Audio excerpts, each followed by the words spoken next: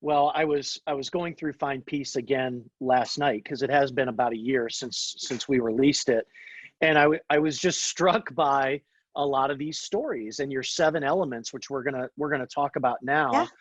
And to your point, just how much more meaningful they are because we're sort of going through a bit of a crisis. And I got to imagine every family, every mom, every household, maybe every adult child like we have is experiencing stress, anxiety, worry right now. I can't imagine I would think anybody so. is Yeah. exempt, right? Yeah. So I want to talk about this for a second, and I'm so anxious to get into some of your fun stories like I always am. But you and I have a similar kind of approach on, let's call it faith, Hmm. which is there's data and there's science to back up or support biblical truth. Yeah. And what I've so enjoyed about my relationship with you that we've embarked upon over the last 2.5 years is we just see the world. Our worldview is very similar Yeah. from that perspective. Can you talk about just you've alluded to it a couple times already, but how did that sort of make its way into these seven elements of finding peace? Oh, a great question. Yeah, because when I say I'm looking for the solutions according to scripture and science, I mean, I literally mean that we're going through what both of those things say about the topic at hand. Like we did find rest. Like what does science and scripture say about finding rest instead of stress? Right. That Right. was the first of the iDisciple devotionals. Yep. And the next one is find joy. Right? How do we find sort of a life of wonder even in a world that's not very happy sometimes, and that there's a lot of negativity? Right. And Yep. and so in this one, it's specifically looking at how to find peace instead of anxiety.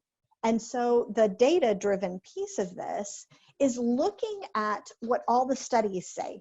What do all the scientific studies say? Because there are tons of them on combating anxiety, and what are the things that work and don't work, and what are the traps that we tend to fall Right. into, and how do we get out of them? Many, many studies, including some of my own, that we've done that. And the thing that's fascinating as a social scientist who also follows Jesus, and we've seen this with all of our research studies, is that it is awesome to see science back up what scripture has said all Yeah. along. It's Exactly. just it's the coolest thing. And so we're specifically looking at what scripture says. We found these sort of 7 factors about how to find peace in a time of anxiety or instead of Yeah. that anxiety or worry. And hey, guess what? Science, there are 7 factors That's that, amazing. that come Absolutely out amazing. Yeah. that come out. It's really remarkable. Yeah.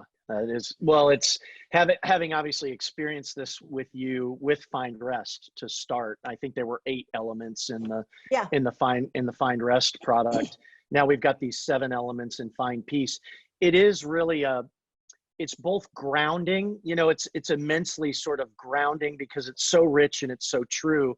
And it's also kind of refreshing because you are seeing this, what I think so often society wants to separate. Science and Mm, scripture are not yeah. consistent. You would say, well, that's not the results of my research at all. No. That's not how it works. And so anyway, I just find it a great journey, as you call it, that moms can go on to sort of discover these 7 elements for that reason.